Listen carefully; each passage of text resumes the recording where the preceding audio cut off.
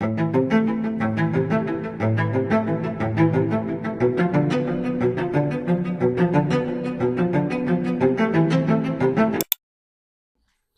əziz abituriyentlər, mən Elşad Həsənov, kanalımıza xoş gəlmişsiniz.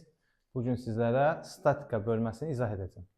Deməli, statika bölməsi tarazlıqdan bəhs edən bir bölmədir. Öncəliklə qüvvə momentindən danışacağım sizlərə. Qüvvə momenti adlı fiziki cəmiyyətdir. Qüvvə momenti nədir? Qüvvənin fırladıcı təsiri qüvvə momenti adlanır. Qüvvə momenti böyük M hərfi ilə işarə olunur və düsturu M bərabərdir F vurulsun D düsturu ilə tapılır. Burada F vur L də görə bilərsiniz hər hansı kitabda. Problem yoxdur. L-dir, D-dir. İkisi də eyni fiziki cəmiyyətdir. M qüvvə momentidir. F qüvvədir. D isə qüvvənin qoludur. Qüvvə momenti vahidi olaraq, qüvvə momentinin vahidi, təbii ki, buradan görsənir ki, qüvvənin vahidi Newtondur. Qol uzunluqdur. Uzunluğun vahidi təbii ki, nədir? Metrdir. O zaman qüvvə momentinin vahidi Newton vursun metrə bərabər. Biz istəsək buradan düstur olaraq qüvvə qiymətini tapa bilərik. M bölünsün təbii ki D olacaq.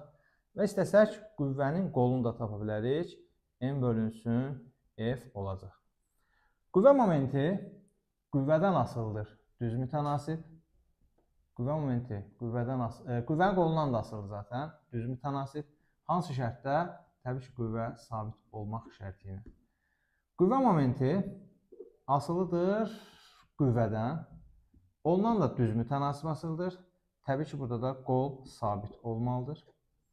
Bizim qarşımıza belə bir məlumat istəyə bilər bizdən. Məsəl üçün, burada bucağı verər, deyər ki, bu bucağın tangensini tap. Və yaxud da bu bucağı verər, deyər ki, bu bucağın da tangensini tap. Deməli, bu bucağın tangensi nəyə bərabər? Tangens qarşı katetin bitişik katetinə nisbətdir. Deməli, tangens alfa qarşı katet bizə nəyi verir? Qüvvə momentini verir. Bəs bitişik katet nəyi verir? Təbii ki, qolu verir. Çünki bura qoldur. O zaman M bölünsün D bizə nə verəcək? F verəcək. Bu bucağın tangensi bizə qüvvəni verəcək. Bəs bu bucağın tangensi nəyə verəcək? Tangens alfa yenə qarşı katet böl bitişik katet. Qarşı katet momentdir. Bitişik katet isə qüvvədir. Moment böl qüvvə o da nəyə verəcək? Təbii ki, qolu verəcək bizə. Bundan əlavə bizdən təbii ki, qüvvənin qolunun qüvvədən asılılığını soruşa bilər. Bizdən soruşa bilər ki, necə asılıdır? Təbii ki, bu düstura görə qüvvənin qolu qüvvədən tərs asılıdır. Momentin sabit qiymətinə M bərabərdir konstant qiymətində. Əgər qüvvə momenti sabitdirsə, qol qüvvədən tərs asılıdır. Yəni, bu o deməkdir ki, qolu balaca olanın qüvvəsi böyük, qolu böyük olanın isə qüvvəsi balaca olmuş olacaq. İndi biz qüvvənin momentindən danışdıq, düsturunu yazdıq, qrafiklərini çəkdik.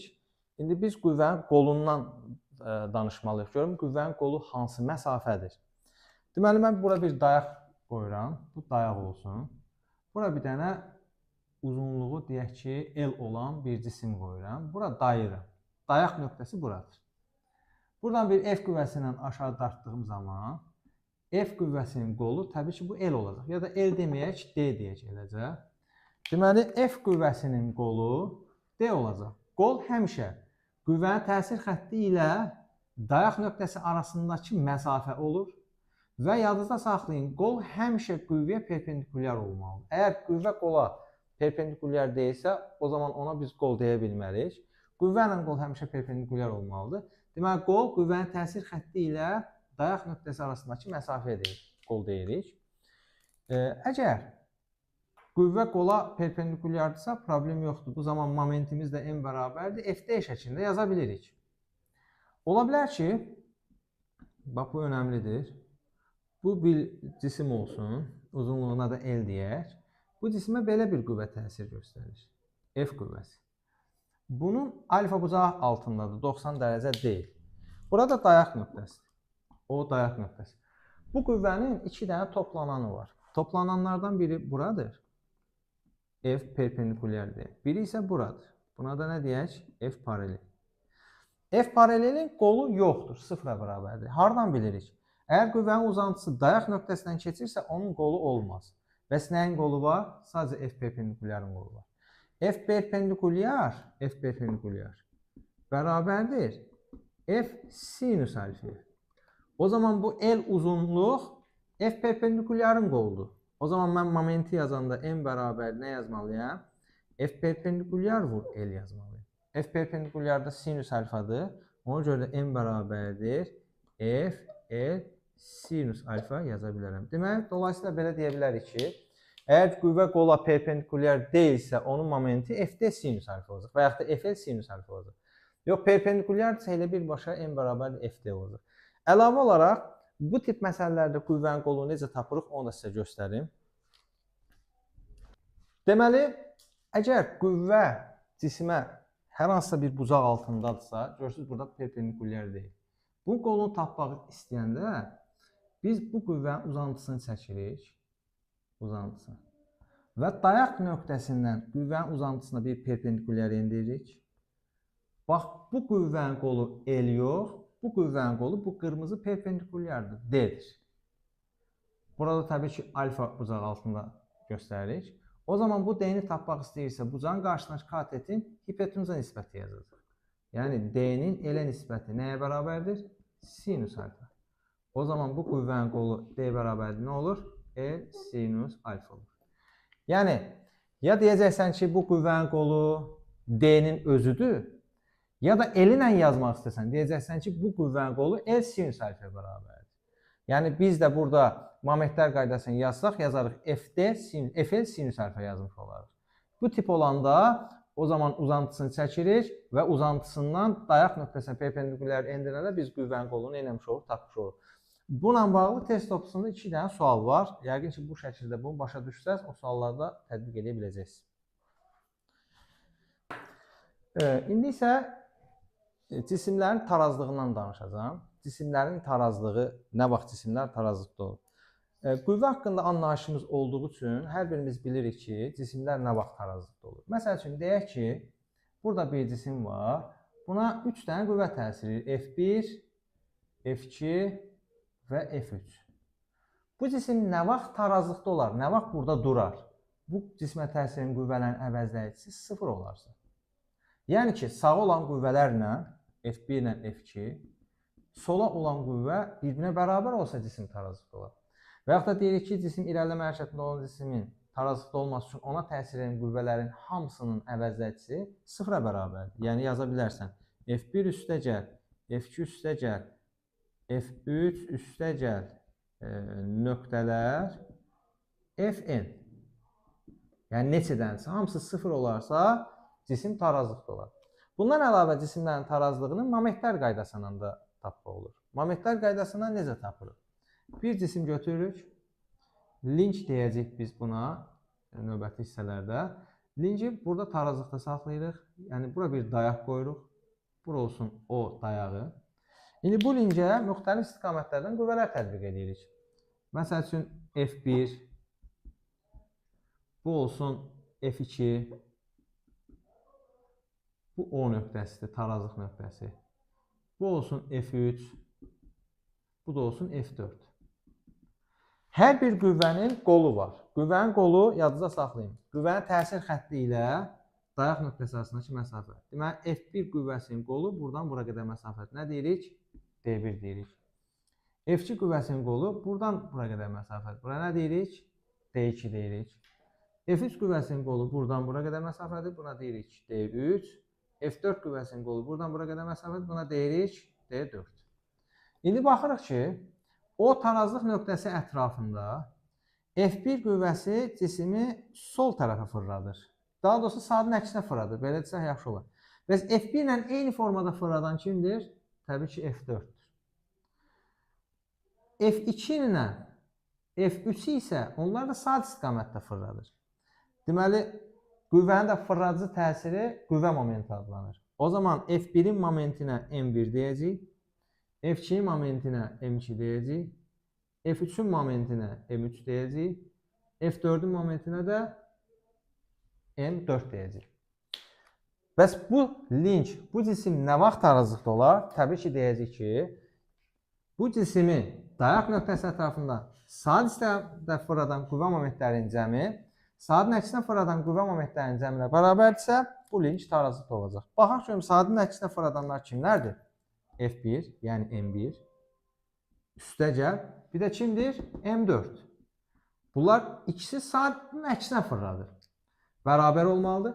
Və saat istiqamətdə kimlər fırladır? Təbii ki, M2, üstəgəl, bir də M3 fırladır. Bu oldu uşaqlar, momentlər qaydası. Təkrar deyirəm. Linci dayaq nöqtəsi ətrafında saat istiqamətdə fırladan qüvvə momentlərinin cəmi saatın əksinə fırladan qüvvə momentlərinin cəminə bərabərdirsə, bu linc burada tarazlıqda qalır. Təbii ki, bu lincin çəkisi nəzərə alınmayıb burada. Bunu da açsaq, momentin düsturunu F deyə bilirik. O zaman M1-in yerinə yazırıq. F1, D1, üstəgəl. M2-nin yerinə yazırıq. F2, D2. Daha doğrusu bu 4. F4, D4 bərabərdir. M2-nin yerinə yazırıq. F2, D2, üstəgəl M3-ün yerinə yazırıq. F3, D3. Bu momentlər qaydasıdır. Bu şəkildə də yaza bilərik, üstəki şəkildə də yaza bilərik. Təkrar bir də izah edirəm. Linci cismi dayaq nöqtəsi ətrafında saat istiqamətdə fırladan qüvvə momentlərinin cəmi bir dənə də ola bilər, 2 dənə də ola bilər, 5 dənə də ola bilər. Saatın əksinə fırladan qüvvə momentlərinin cəminə bərabərdirsə, bu linç burada tarazlıqda qalır. Tarazlı momentlər qaydasıdır bu. Bu şəkildə də yaza bilərsən, təbii ki, bu şəkildə də yaza bilərsən. Və burada lincin çəkisi nəzərə alınır. Birdən elə ola bilir ki, lincin çəkisini də nəzərə alırlar. İndi onu da göstərəcəm. Deməli, mən bir link göstərirəm. Bölgülər qoyuram. 1, 2, 3, 4, 5, 6, 7, olsun 8. Bura bir dayaq qoyuram. Qoy dayağı biraz bu tərəfə qoyaq. Bura bir dayaq qoyuram. Bura dayaq nöqtəsidir. Burada mən F1 qüvvəsi göstərirəm. Bir dənə buradan F2 göstərirəm. Bir dənə də F3 buradan göstərirəm. Və bu lincin ağırlığı nəzərə alınır. Çəkisi nəzərə alınır. Yadınızda saxlayın. Əgər lincin ağırlığı nəzərə alınırsa, lincin ağırlığı, çəkisi hər zaman onun mərkəzinə tətbiq olunur. Mərkəz haradır? Sayırıq. 1, 2, 3, 4. 1, 2, 3, 4. 8 dənəsə, deməli mərkəz 4-ə düşəcək. Deməli, bu lincin çəkisi bax, bura tətbiq olunacaq. P. İndi biz qüvvələri bilirik, bunların qolları müəyyənləşdiririk. F1 qüvvəsinin qolu buradan bura qədər məsafədir. D1 deyirik. Neçə bölcüdür? 2 bölcü. P qüvvəsinin qolu buradan bura qədər məsafəsi. Bu neçə bölcüdür? Bu da 2 bölcü. Ona da D ilə işarə edirik. F2 qüvvəsinin qolu buradan bura qədər məsafədir. Buna nə deyirik? 1, 2, 3, 4. 4 bölgüsü var. Buna D2 deyirik. Bir də var F3 qüvvəsinin qolu. F3 qüvvəsinin qolu düz buradan bax bura qədər məsafə. Buna nə deyirik? D3 deyirik. Onun qolu nə qədər? 1, 2, 3, 4, 5, 6. Bəzən uşaqlar bu qüvvənin qolunu tətbiq nöqtəsindən çəkiyə qədər sayılır. Xeyr, qüvvənin qolu tətbiq nöqtəsindən dayağa qədər olan məsafədir. İndi biz baxırıq, yenə momentlər qaydasını tətbiq edirik. Baxıram, saatın əksinə fırladır kim? F1, bir də F2, daha doğrusu F2 fırladır. Bax, M1 momenti ilə F1 fırladır saatın əksinə, bir də F2 fırladır. Və saat istiqamətinə kim fırladır? Təbii ki, F3 qüvvəsi fırladır, buna M3 deyirik. Bir də cismin çəkisi fırladır, lincin çəkisi fırladır. Buna nə deyirik? M deyirik. O zaman yenə momentlər qaydasını yazırıq. Necə yazacaq? Saatın əksinə fırladan momentlər kimlərdir? M1 üstəgəl M2 bərabər olmalıdır. Saat istiqamətdə fırladan momentlər kimlərdir? M üstəgəl M3. Bunu belə də saxlaya bilərik. İstəsək M-in yerinə, momentin yerinə düsturunu da yaza bilərik. Yəni M1-in yerinə yazarıq. F1 D1 üstəgəl F2 D2 bərabərdir. M-in yerinə yazırıq. P vur D. Çünki qüvvə P-dir, qolu D-dir. Üstəgəl F3 D3. Baxın, bu şəkildə lincin tarazlıq şərtini yaza bilərik. İndi istəyirəm ki, bunun üzərində bir bucaq olanda göstərim uşaqlar sizə. Bunu da göstərim.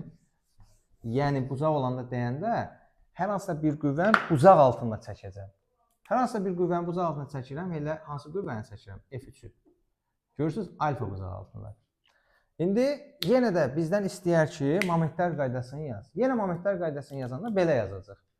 Deyəcək ki, saatın əksinə fırladan momentlər hansıdır? M1 üstəgəl, təbii ki, nədir? M4. bərabərdir. Saat istiqamətdə fırladan momentlər hansılardır? M2, bir də M3. Əlavə olaraq buradan biz bilməliyik ki, M3 qüvvəsi bucaq altında olduğu üçün onun momenti F3 vur D3 yox, F3 D3 sinüs alfaya bərabərdir. Axı bundan əvvəlki dərsdə biz dedik ki, qüvvə momenti əgər qol bucaq altındadırsa, o qüvvə momenti nəyə bərabərdir? F-də sinüs alfaya bərabərdir. Sadəcə F3 qüvvəsi bucaq altındadır. Ona görə F3 qüvvəsi momenti F-də sinüs alfa olacaq. O zaman mən təkrar yazsam, M1-in yerinə yazacağam. F1 D1 üstəcə F4 D4 bərabərdir. F2 D2 üstəcə F3 D3 sinus alfa yazmış olacağım. Sadəcə, yəni biaxçı qaydanandır. Sadəcə burada bir dənə F3 qüvvəsi bucaq altında olduğu üçün onu momentlər qaydasında nəzərə almış olduq. Deməli, indi isə sizlərə tarazlığın növlərindən danışacağım. Tarazlığın 3 dənə növü var. Dayanıqlı tarazlıq, dayanıqsız tarazlıq, fərqsiz tarazlıq. İndi onu şəkil çəkərək sizə göstərmək istəyirəm. Dayanıqlı nədir, dayanıqsız nədir, fərqsiz nədir? Deməli, cisim burada dayanır. Hər hansısa bir cisim. Hal-hazırda burada dayandığı halda buna ağırlıq qüvvəsi təsir edir. Mg ağırlıq qüvvəsi. Və təbii ki, yuxarı doğru reaksiya qüvvəsi təsir edir. Biz bunu hər hansı bir qüvvəni tətbiq edərək tarazlıqdan çıxardıb gətirsək bura, burada durduğu anda təsəvvür edin ki, əlimizdən tutmuşuq, saxlayırıq. Yenə buna ağırlıq qüvvəsi təsir edəcək. Bir də dayağın reaksiya qüvvəsi təsir edəcək. Bax, bu halda ağırlıq qüvvəsinə reaksiya bərabərdir. Amma burada artıq ağırlıqla reaksiya bərabər deyil və bu ağırlıqla reaksiyanın əvəzləyici qüvvəsi yaranacaq. Həmən o əvəzləyici qüvvə cismi neyləməyə başlayır? Öz əvvəlki vəziyyətinə gətirməyə çalışır. Ona görə də bu dayanıqlı tarazlıq adlanır. Yəni, mən cisim buradan itəlib çıxardıram, əlim çəkən kimi bu gələcək, belə yerlənəcək, axırda son vəziyyətdə əvvəlki kimi qalmış olacaq. Belə tarazlıq adlanır, dayanıqlı tarazlıq. Yəni, cisimi əvvəlki vəziyyətinə gətirən qüvvə var. O qüvvə ağırlıqla reaksiyanın əvəzləyicisidir. Tərif olaraq deyirlər ki, cisimi tarazlıq nöqtəsindən çıxarmış cisim öz əvvəlki vəziyyətinə qayıdırsa, belə tarazlıq dayanıqlı tarazlıq adlanır. Cisim dayanıqlı tarazlıq halında minimum potensial enerji halında olur. Biz bilirik ki, potensial enerji MCH-dır. Baxın, fikir verirsinizsə, cisim burada duranda hündürlük yoxdur, minimumdur. Amma tarazlıqdan çıxardanda onun hündürlüyü neynədir? Artdı. Deməli, cisim tarazlıq halında olanda minimum potensial enerji halında olur. Tarazlıqdan çıxardanda onun potensial enerji neynir? Artır. İkinci tarazlığımız dayanıqsız tarazlıqdır. Dayanıqsız tarazlığı bu şəkildə göstərirəm. Yenə burada bir cisim dayanır. Burada bir cisim dayanır. Bu cisimə aşağı doğru yenə ağırlıq qüvvəsi təsir göstərir və reaksiya qüvvəsi təsir göstərir. İndi mən bu cisimi tarazlıqdan çıxartdım. Tarazlıqdan çıxartdım, fərz eləyək ki, gəldi buralara bir yerə. Bəs burada olanda cisim hansı qüvvə təsir edir? Yenə də cisimin mg ağırlıq qüvvəsi, bir də yenə də reaksiya qüvvəsi. Bu səfər mg ağırlıq qüvvəsinin reaksiya qüvvəsi yenə bir-birinə bərabər deyil, bunların əvəzləyici qüvvəsi yaranır. İndi fikir verin, bu vəziyyətdə əvəzləyici qüvvə cisimi öz əvvəlki vəziyyətinə gətirir, yoxsa öz əvvəlki vəziyyətindən biraz da uzaqlaşdırır? Təbii ki, öz əvvəlki vəziyyətindən biraz da uzaqlaşdırır. Ona görə bu tarazlığa deyirlər dayanıqsız tarazlıq. Yəni ki, belə bir tərif deyə bilərik. Tarazlıqdan çıxmış cisim öz əvvəlki vəziyyətinə qayıtmırsa, əksinə biraz da uzaqlaşırsa, belə tarazlıq dayanıqsız tarazlıq adlanır. Dayanıqsız tarazlıq halında cisim maksimal potensial enerji halında olur. Niyə? Çünki burada duranda onun hündürlüyü çox idi. Bura gələndə, yəni aşağı düşdükcə onun hündürlüyü azala gedir. Deməli, maksimal potensial enerji halında olur əvvəlki vəziyyətdə. Bir də var üçüncü növ, tarazlığın üçüncü növü, fərqsiz tarazlıq. Fərqsiz tarazlıq isə belədir. Cisim burada dayanır, ona mg ağırlıq qüvvəsi təsir göstərir. Təbii ki, N reaksiya qüvvəsi təsir göstərir. Biz bunu tarazlıqdan çıxartdıq, gətirdik bu tərəfə. Yenə burada duranda da mg ağırlıq qüvvəsi təsir göstərir və N reaksiya qüvvəsi təsir göstərir. Diqqət eləsəz görərsiniz ki, birinci halda reaksiya qüvvəsinin ağırlıq qüvvəsinin əvəzləyicisi yaranmışdı. O əvəzləyici onu əvvəlki vəziyyətə gətirirdi. Dayanıqlı olurdu bu. İkinci halda reaksiya qüvvəsi ilə ağırlıq qüvvəsinin əvəzləyici qüvvəsi onu tarazlıq vəziyyətindən uzaqlaşdırır. Amma üçüncü halda heç bir əvəzləyici qüvvə yaranmadı. Heç bir əvəzləyici qüvvə yaranmadısa, deməli cisim ya əvvələ gətirmir, ya da uzaqlaşdırmır. Onda belə bir tarazlığa deyirlər fərqsiz tarazlıq. Fərqsiz tarazlıq halında cisim potensial enerjisi dəyişmir. Cismin potensial enerjisi dəyişmir. Əvvəl nə qədər idisə, sonra da eyni qədər olmuş olacaq. Deməli, tarazlığın neçə növü oldu? 3 növü oldu. Dayanıqlı, dayanıqsız və fərqsiz tarazlıq. Əziz abituriyentlər, indi burada 2 dənə bilgi var. İstəyirəm o bilgini sizlərlə paylaşım. Bu nədir?